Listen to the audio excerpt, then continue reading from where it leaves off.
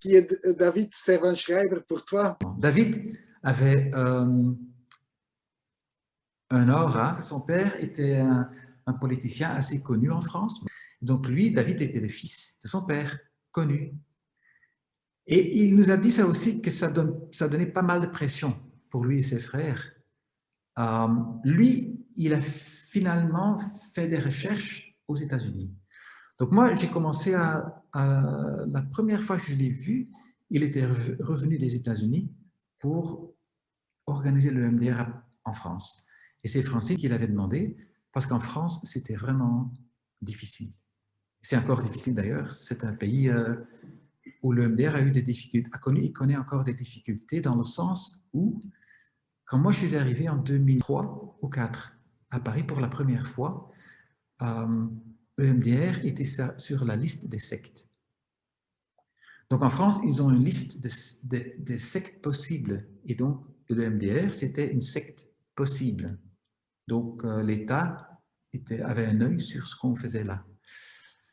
C'était pas du tout professionnel. Pas du tout. Et je pense que je peux dire que le gars qui a organisé au début, finalement, il est arrivé aux prisons. Donc, c'était pas juste au début.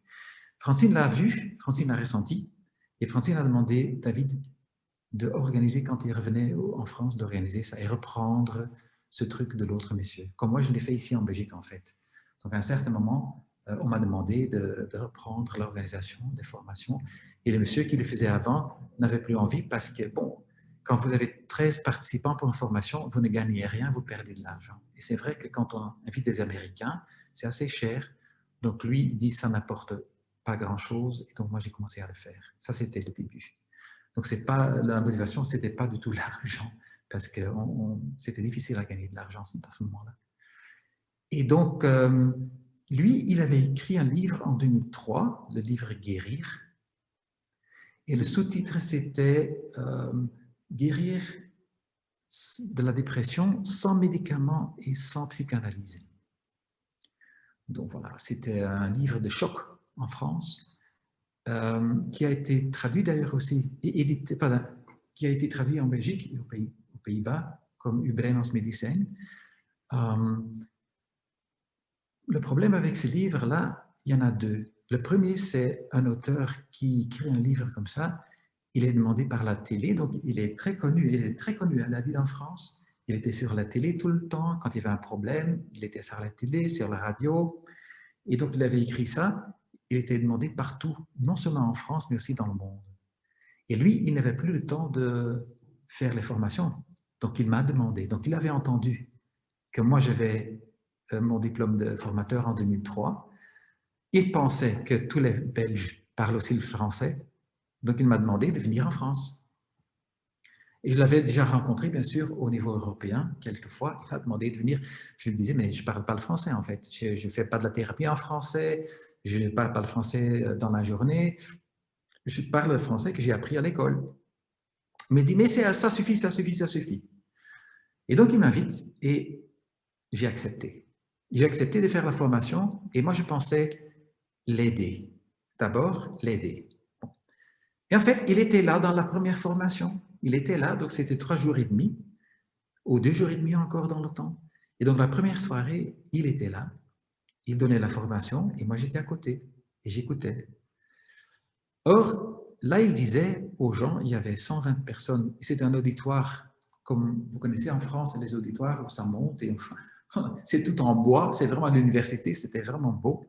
Et là, il dit aux gens qui sont venus, et voilà, à la fin de la soirée, il dit, eh bien là, maintenant, moi, je dois partir parce que j'ai un avion, parce que je dois parler de mon bouquin, je ne sais pas où, et Ludwig, de la Belgique, il va continuer la formation.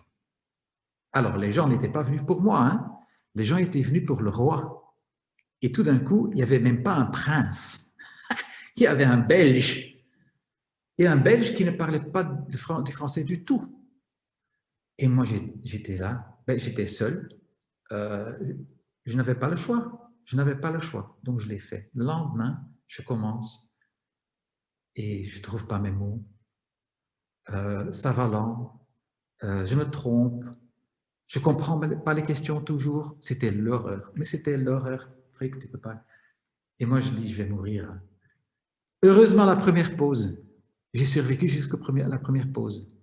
Donc, je me retire dans un coin quelque part, pas pour pleurer, mais j'étais juste tout près. Hein. Et là, il y a Delphine Picoul, qui organise les formations à Paris et qui était venue d'ailleurs en Belgique voir comment nous on faisait quand David était venu pour niveau 2 en 2002, je pense. Là, elle est venue comment on le fait. Mais c'est elle qui sait faire l'organisation, pas nous. Et ben, c'était bien fait aussi par nous, c'est pas ça, mais elle.